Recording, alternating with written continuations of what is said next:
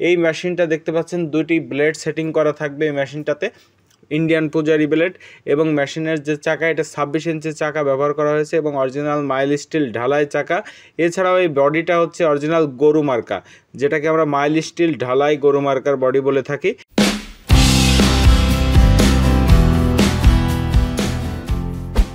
সুপ্রিয় দর্শক শ্রোতা, কৃষি মেশিনারি চ্যানেলের পক্ষ থেকে আপনাদের সবাইকে আন্তরিক শুভেচ্ছা এবং অভিনন্দন।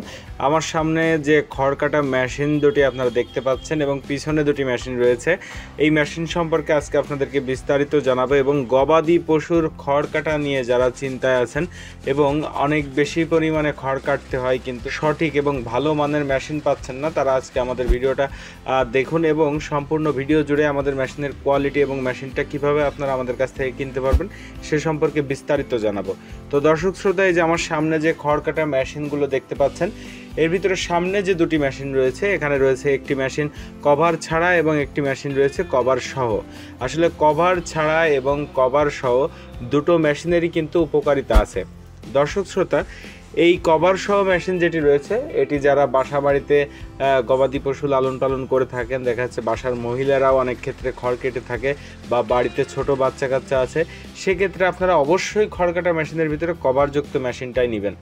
কারণ ব্লেডে যখন হাত লাগবে তখন কিন্তু হাত কেটে যাবে, দেখা যাচ্ছে অনেক সময় অসাবধানতার কারণে হাত লাগতে পারে, নানান ব্যস্ততায় থাকলে বেশিরভাগ এই সমস্যাগুলো হয়ে থাকে এবং বাচ্চা কাচ্চা অনেক সময় খেলাধুলার মাধ্যমে মেশিনের ব্লেডে হাত দিতে পারে, সেক্ষেত্রে হাত কেটে যাওয়ার সম্ভাবনা থাকে।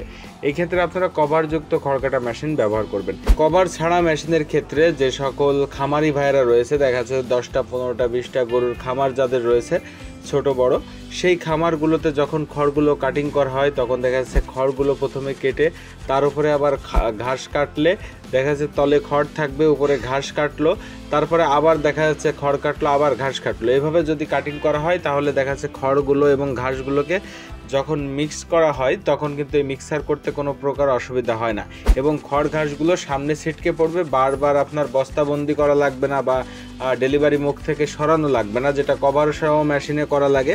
কভার সহ মেশিনে খড় কাটিংয়ের সময় কিন্তু কভারের মুখে যখন জাম হয়ে যায় তখন খড়গুলো কিন্তু সরাতে হয়।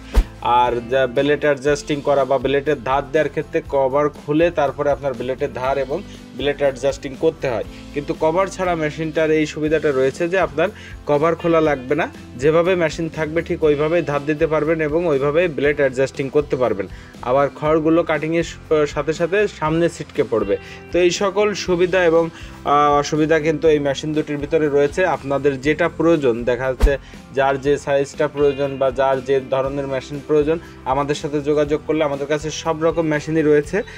সব রকম মেশিনই আপনারা আমাদের কাছ থেকে সারা বাংলাদেশে কুরিয়ারের মাধ্যমে নিতে পারবেন।